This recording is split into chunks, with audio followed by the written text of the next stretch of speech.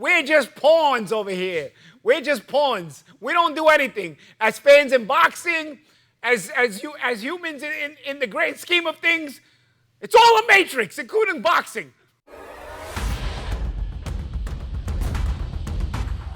Welcome in to Boxing Scene's Top Stories here on ProBox TV. Don't forget to download the ProBox TV app. Never fall behind in your boxing news. Well, it's election day. One president we do know about, Gustavo Olivieri, is the new president of the WBO. And he said in statements that he wants mandatories, but doesn't necessarily have to be the number one guy. It has to be a championship caliber fighter.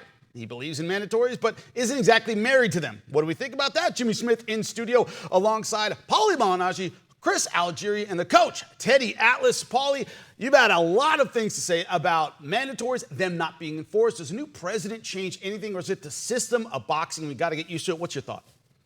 I don't know. I mean, does a new president of the United States ever change anything? No. So why would a new president of the WBO change anything? But it is what it is, guys. We're just pawns over here.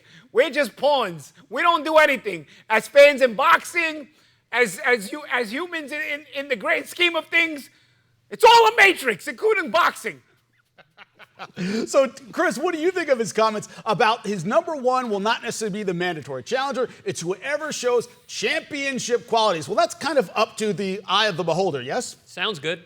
Yeah. Sounds good. As all politicians do. They all sound good. I mean, essentially, we're talking about elections, right? We're talking about elections. We're talking about political leaders. We're talking about politics. Right. Yeah, it sounds good. I mean, but listen, just like everything else, all the problems of boxing, there's no oversight. There's no teeth to anything that's done right or wrong. So I don't know. We'll see. One would hope that someone new coming in, someone fresh, someone young. From what I understand, he was the general counsel of the WBO and has now stepped into this position kind of out of nowhere. But listen, younger, fresh blood, knows the sport, knows the law, is saying the right things in terms of what we would like to see with matchups and mandatories. But we'll see if it actually happens. A real politician. Well, you say the right things. That's how you get to the positions that you're in. Yeah. But listen, man, sometimes it's the devil you know versus the devil you don't, which is always an opportunity, always an option, unfortunately, in this sport and in politics in general. Since we are literally talking on election day today. But I don't know. I'm with you, champ. I don't really know. Our very esteemed Teddy Atlas, the living legend here, has probably got a lot more to say about this than either of us. But you got me, guys. I don't know. Yeah, that's the question, Teddy, that I want to ask you. Is it the difficulty? The problem we run into is everybody loves the idea of mandatories until $100 million are on the table, right? It's this idea of sticking to your values when it costs you money. The IBF stripping Canelo for not fighting its mandatory. Skull is now the champion. I don't know of anybody that could pull him out of a lineup. So it's this idea that can you do it in the face of a lot of money? Is that the problem, Teddy? Well, for the first part of it, the new guy is he's gonna stand by the good words that we're hearing or promising words we're hearing. It reminds me of the late great Willie Brown, who was one of the safeties. I don't know if you guys remember him, but he was part of the Doomsday, not Doomsday, but Steel Curtain? No, the Oakland Raiders. Their secondary was unbelievable. Nobody wanted to go across the middle. Nobody wanted to go with the old Oakland Raiders, Al Davis's team. But he used to say, don't tell me you're pregnant. Show me the baby. And with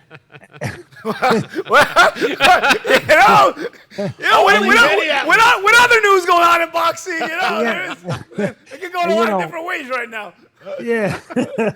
I'm sick and tired, as you guys are, hearing the same, and you guys hit it right on the button. You hit it right out of the park. I mean, the same old stuff. Look, it means something if it means something. As Chris said, at the end of the day, if they actually act in a different way, how many times, we're in a courtroom, we're making this case, Exhibit A, how many times have we said, this guy is the mandatory challenger? I mean, how did they come up with this?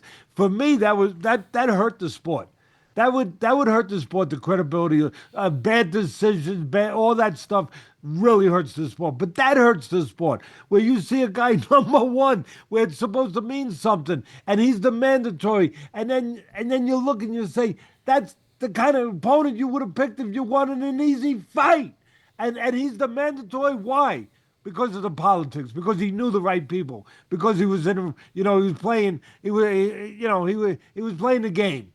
His management, his team, were playing the game, and they were hooked up with the right people. And there it is. He's nowhere near looking like, passing the eye test of looking like a number one contender. I want to see number one contenders very simply that look like number one contenders. If he could do that, that's important to me.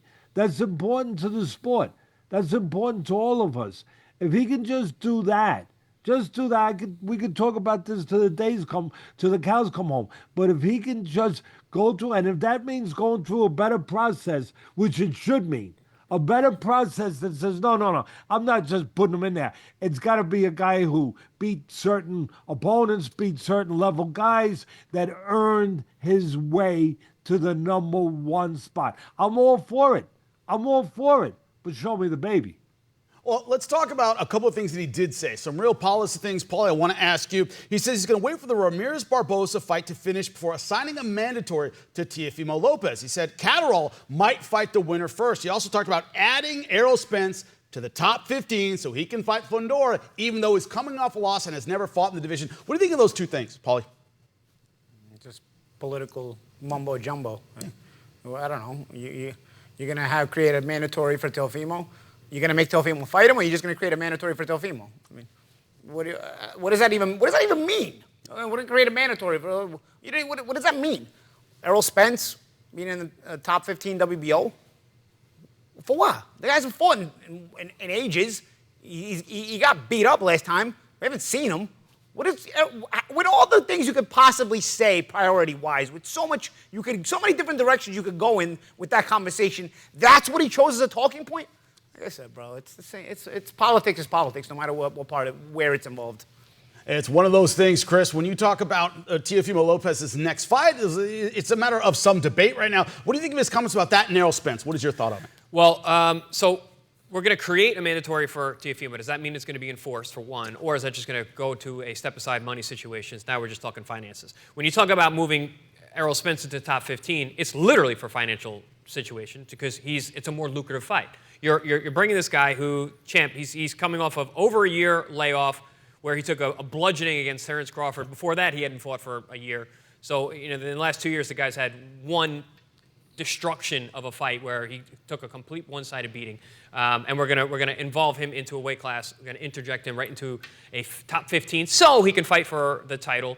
Because it's a more lucrative fight. A crowded weight class as well, Chris. We just talked about how great. A ton of guys who deserve to be well ahead of Errol Spence. As good as Errol Spence is, a fantastic, incredible welterweight for a number of years. We're basically going back to what everyone always is. It's always about. You said, "Show me the baby, Teddy. Show me the money." That's what this is. Politics is all but to about. your point, and to both of your points, really, we need a criterion. Yeah. I mean, we're not going to get that. What are we going to do, Teddy? We're going to get a criteria now? What are we, Animali? We're not Animali. Come on, Teddy. What are we doing over here? But you both made a good point where, one day it's about who brings the most money. The next day it's supposed to be back to being about merit. No, there should be a criterion. Look, if this guy, again, you want to talk the talk, walk the walk.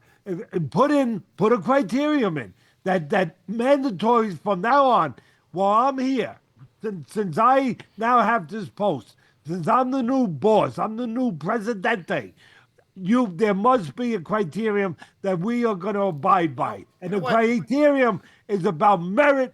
It's not about who brings the most money. You don't need to make a mandatory to bring the most money. The guy, just make the freaking fight. Teddy, you know what? As we're talking, sometimes, that's the good thing about working with such esteemed colleagues. We're talking, I start thinking, and more ideas start coming in my head. And you know what? There's a saying that I'm sure a lot of people are familiar with, and I'm sure my partners are familiar with. Let me make sure I get it right, because I don't want to be like George Bush when he did the quote, and then he messed it up. You don't want to walk into a dark room. Better to deal with the devil you know than with the devil you don't. All right? Bring back Paco. Forget this guy. All right, bring back Paco. At least we know Paco. Forget this guy. Paulie, nobody's saying you can't do what you want to do. You can do what you want to do. I want you to know that right away, Paulie. Anyway, a lot of things going on in the WBO. This guy bought his button. What are you talking about? Paco was there. Oh, I know you love him, Paulie, but a lot of great fights coming up this weekend. Thank you so much. Champs and Coach, great fights coming up this weekend, including on ProBox TV from Kissimmee, Florida. Do not miss it. Next time there's boxing news, we'll bring it to you here. ProBox TV Contender Series. It's Puerto Rico versus Mexico as Nicholas Nico Flaz returns to the ProBox ring to take on Christian Ninote Gomez. Darrell Blast Val Saint looks to keep his undefeated record against Angel Relampago Ruiz. And don't miss former world champion Jojo Diaz as he returns to the ring in search of glory. For more ProBox TV, scan the QR code on the screen or go to the App Store and Google Play. ProBox TV, your boxing channel.